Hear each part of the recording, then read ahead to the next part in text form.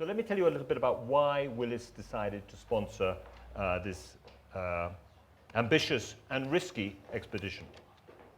It all started when Steve Hearn received an email. Now, of course, we know that Parker didn't send it to anyone else, but only sent it to us, asking whether we'd be interested in sponsoring him. And we got very excited about this very quickly, because it fit very well with our positioning of our firm around what we do is provide resilience for a risky world. And we thought this project was about expertise and scientific research, ambition and resilience in the face of the risk of failure, analytics, and we're very focused on analytics as helping people manage their risks. Of course, it's one thing to write a check, and there's another thing actually to employ risk management. And we decided to go all in, particularly as my major concern, and which I can only now reveal now to Parker, was that Parker died on this enterprise. This was my concern, and I said, therefore, we need to do something about that. So that meant we had to really think about the safety of this event, right? So that meant creating a tracking vehicle, which you will see photographs of, to follow Parker. By the way, I explicitly said that the thing I was most concerned about was that Parker would fall down a crevasse, and that it was very important that we had the truck on hand to pull him out in case that happened. Until I was told halfway through the expedition, he had decided to take a shortcut through a crevasse field where the truck couldn't go. And Parker, you and I still need to catch up on that. Anyway, we created the truck which followed him around. That enabled us to have live satellite broadcasts along the trip. That enabled us to actually tell a much larger story about what's going on in our world. And we set up a separate website called willisresilience.com, and we actually had 16 hours of coverage of his expedition, along with lots of interviews with experts in the field about what is going on in our world. The expedition was divided into two phases. The first phase was about scientific research that may help us answer a number of critical questions, and also the launching of a new weather station on Antarctica. And the second phase began on December the 3rd, which was about resilience. And it ended on Christmas Eve at 13:43 GMT, when Parker and his co-adventurer Doug arrived at the South Pole after a completely unsupported journey. There was a truck in the distance, but he wasn't allowed to touch it or do anything with it, on foot, covering 565 miles over 18 days, 4 hours and 43 minutes, setting the new world record for walking from the coast to the South Pole. We think this is, however, just the first chapter in Parker's journey to tell his story, and our commitment as a firm, Willis's commitment, to be continuously involved in what he does, but also continuously involved in science around what's going on in our world, and helping business understand how it manages the risks that are emerging as a result. Thanks, Dominic, for your introduction. Very kind of you. And I appreciate how hectic everything is at Davos. So thank you so much for joining us tonight. I know that none of you came to the World Economic Forum to hear about some random teenager's Christmas vacation. So I would like to offer a little bit of context to the expedition to begin with, in particular the reasons why we were doing it. 2013 was a landmark year for climate change. It was anchored by the first phase of the release of the IPCC's fifth assessment report, which basically reaffirmed what everyone was expecting it to do, so which was that reaffirmed the certainty of the human contribution to climate change, the need for drastic and very rapid cuts in emissions, and the need for a global action on an urgent timescale. But we also saw in 2013 that there continues to be a gap between what the scientific community has found and the scientific community believes as a consensus, and what people around the world are willing to support, act on, understand, and believe. So what that means is there's a very well-known figure 97% of climate scientists agree that global warming is human-caused. 47% of Americans believe it, and only 25% of Americans know that there is any consensus at all. To focus on a more global perspective, because that's why we're here really, in Davos, it was only a couple years ago that about 30% of people around the world understood the human impact, or that global warming was related to human activity. So, and at the time, around 35% of people around the world, according to the polls obviously, didn't know what global warming was. So there is a responsibility within my generation to address climate change, especially to work with the current set of policymakers, world leaders, scientists, communicators, expert risk managers. But in order for this to be possible, and this is in the context of addressing, becoming more prepared for the risks and the changes that are occurring and that will be happening in the future. In order for this to be possible, we need to remove the divisions that exist between science and society. So when I approached Steve and Dominic about 10 months ago, the idea behind this expedition was that we can go beyond science. We can do the scientific research and then go beyond that to influence the policy debate and influence how and communicate science accurately to people. So not too long ago, I was working at a lab in California, and the climate scientist I was working for connected me to another scientist at an institute called GNS New Zealand. They house the most accurate tritium analysis lab in the world. Now, tritium, which is what we studied on the expedition, is a radioactive form of hydrogen, and it can be used to trace and date water and ice to very accurate, on a very accurate level. Up until very recently, it hasn't been used very much in Antarctica because in the 50s and 60s, there were thermonuclear bomb tests that caused a huge artificial peak in the amount of tritium in the atmosphere.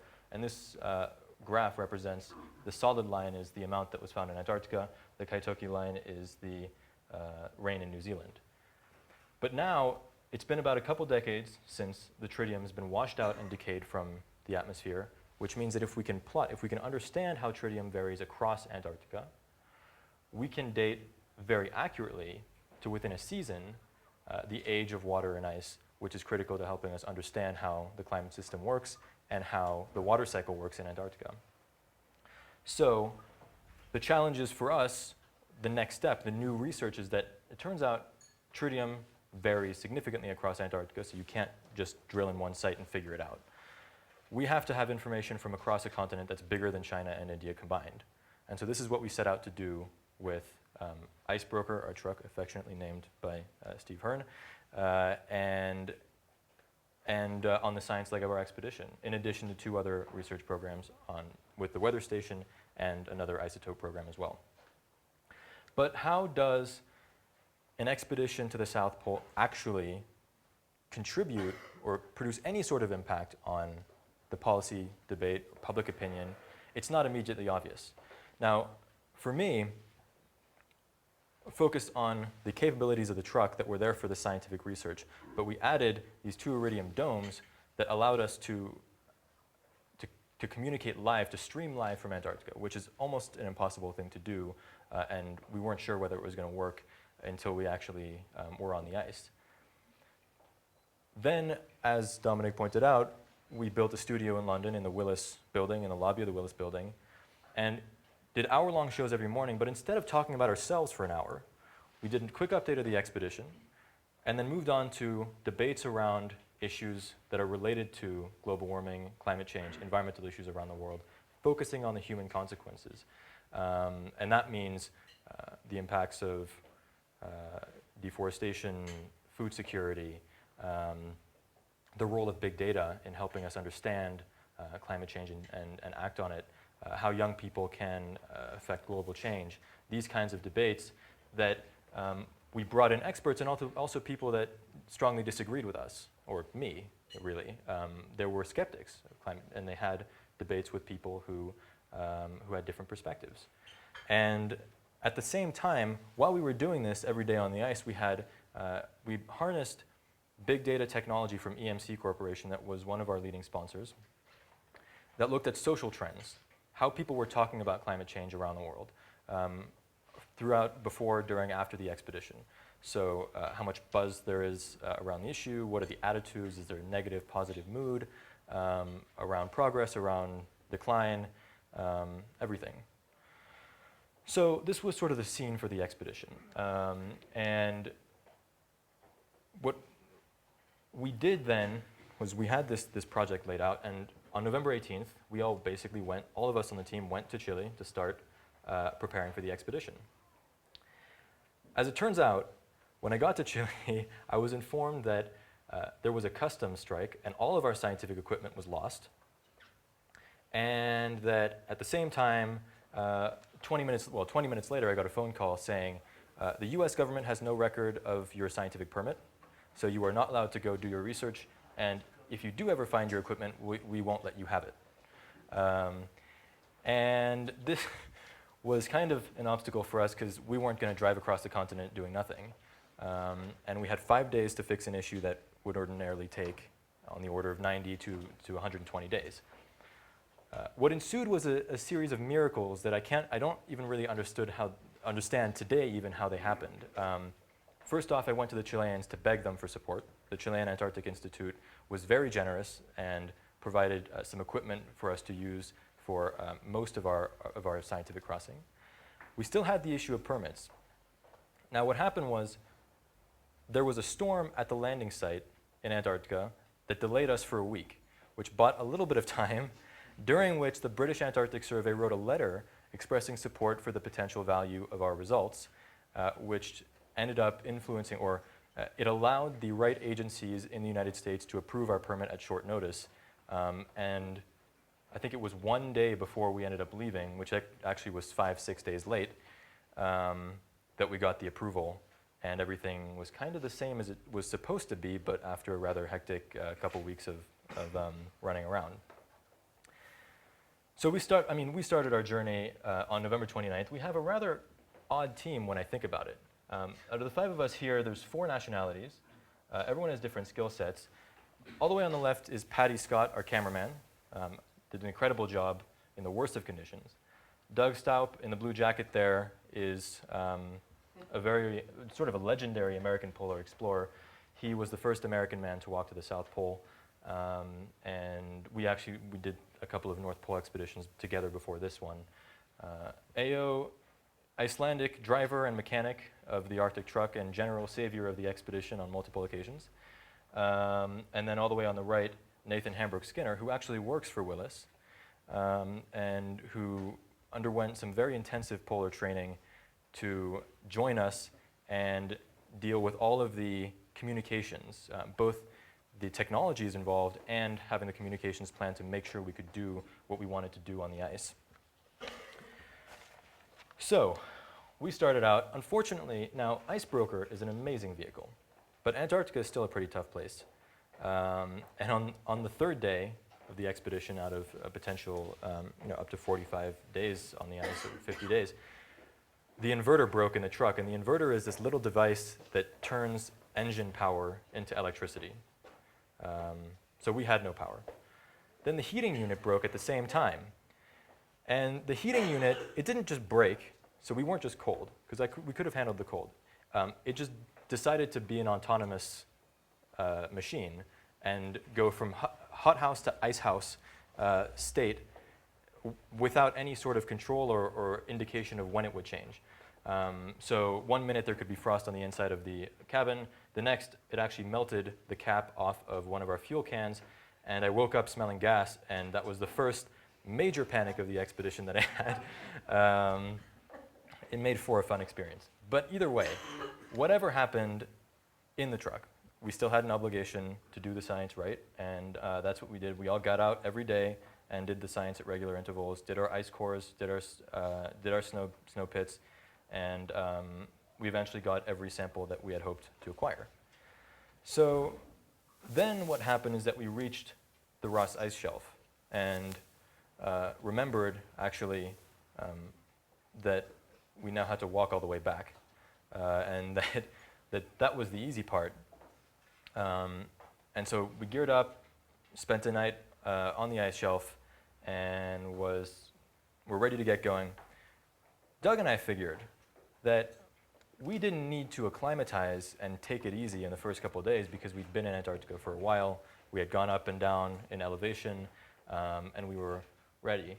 So we straight away did 12-hour days, which was a really big mistake because we didn't know this at the time, but there had been a virus going around Union Glacier Base, which was our base camp before we started the expedition, which both Doug and I caught. And it was just a cold, but it started to manifest itself at the beginning of this trip, beginning of the trek. I was terrified. Doug never shows fear, but I was terrified that it would turn into a chest infection. And chest infection can end an expedition. We only had enough antibiotics to cure for 45 days for one person. So if this lasted that long, then we would have to end the expedition on the basis that one of us would still be sick. So I was thinking, end of day 2, we've done 65 kilometers, which is really good, but if things are going wrong at this phase of the expedition, there's a better than decent chance I've made a terrible mistake in doing this at all. But we kept going. We just continued to do what we could do. The thing about Antarctica is to get the South Pole is at 2,835 meters. We started at sea level because we were on the ice shelf. But to get to the polar plateau, you have to pass the Transantarctic Mountains. And the only way through the Transantarctic Mountains is to climb one of the glaciers that flow out through the plateau, through the mountains and down towards the sea. Now, I wasn't particularly wild about this as this part of the expedition because I'm notoriously a complete wimp. But Doug, on the other hand, seemed to be really excited, all ready to go. He said, "I think we can tackle this in one day." And I didn't say anything. It's like, okay, we'll just do what we can, take it one step at a time. And so we started on the Leverett Glacier and moved 2,500 vertical feet in one day, 20 miles towards the pole. And I cried when we reached the top of the glacier because, tragically, the top of the glacier wasn't actually the top of the glacier at all. It was the top, what we had been staring at all day was the top of a small hill that concealed the actual glacier, which was miles and miles and miles in front of us. It took us 3 days to get beyond the uphill part of the expedition. And it was really after that that things started to become more challenging, that things started to fall apart. Because a cold, a cough, in combination with trying to acclimatize to altitude doesn't really work very well, especially when there's a lot of physical exertion.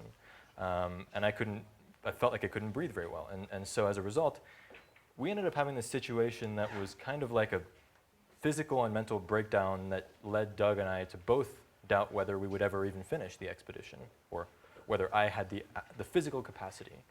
And that was a very difficult moment for me because I felt like there was no more shameful way to end an expedition than to just realize that I wasn't strong enough. So it was kind of a hole. It was difficult to get out of, but at the same time, we were 250 miles away. I knew I couldn't do 250 miles. We had done 120.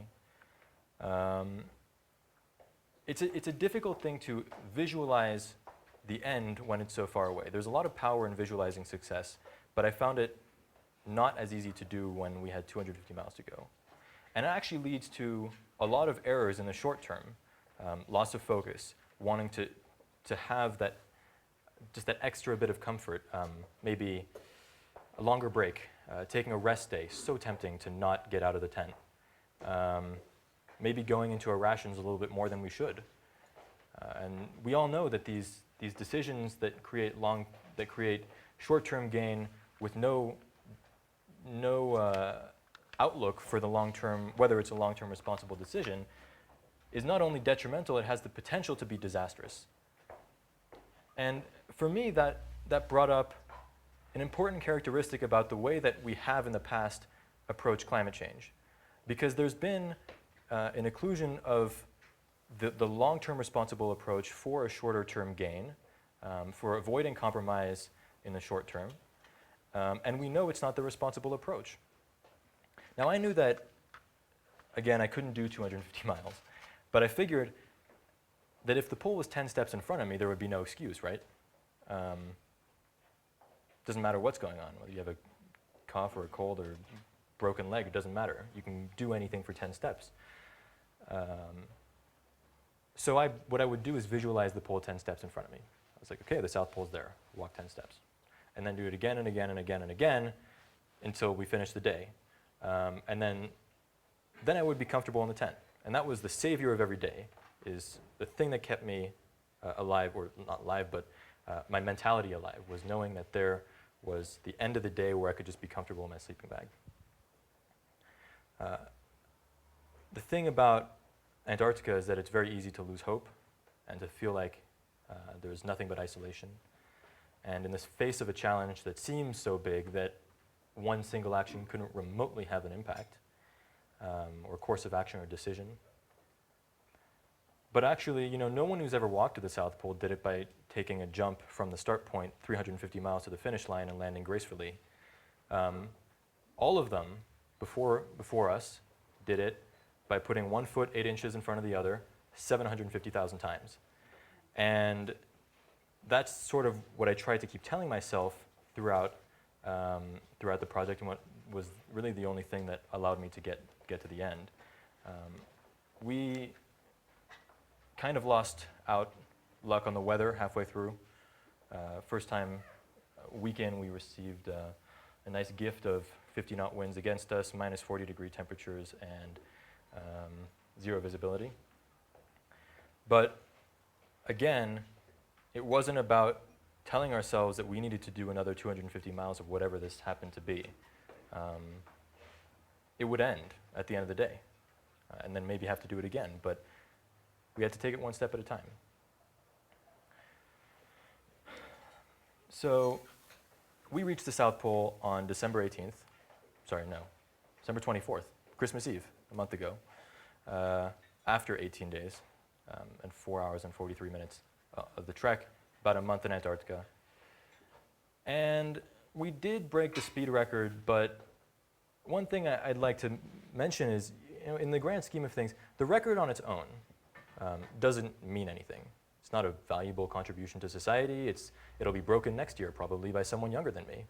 I think where the whole story and the whole record becomes meaningful is in the broader context of the resilience theme around the expedition. And what that means is it could be any number of things. It could be a single moment of human resilience. It could be the resilience of an entire generation to work towards, in a collaborative way, solving an issue as broad, as widespread, as difficult, as complicated as global warming. But it also means applying new science and new technology to protecting communities, protecting businesses, individuals, homes, families, from the risks and the changes that we have created. And that's part of the reality of our approach, which is going to be partly adaptation, partly mitigation. But that's really what resilience means to me.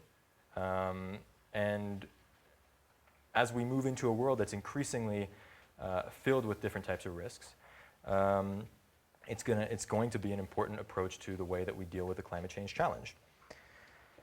Now, I guess if there's nothing else about this expedition, I would like it to be viewed as a call to engagement. Not just into the climate change challenge in general, but among generations as well, between generations that each have a lot to offer. People my age now have more power than they ever did at any time in history. And this intergenerational collaboration has a lot of power and a lot of potential. But each of us here has a different background. I'm not old enough to have a background yet. But whether it's business or science or public policy or anything else, everyone has a role to play. And in 2030, we have to be able to look back on the decisions we made this year and think and be safe, be confident in the knowledge that when it mattered, when we still had time, we made the pivotal decisions that put us on the right path. And I think that that's going to be the challenge that my generation takes on and will fully embrace. So, and I also think it's an opportunity more than a burden. But I'd like to just conclude by once again thanking all of you for being here. Again, I know that there's so many things going on at Davos and that this building isn't that easy to access. But I really appreciate you all joining us, and I look forward to a productive and collaborative 2014. So thank you very much.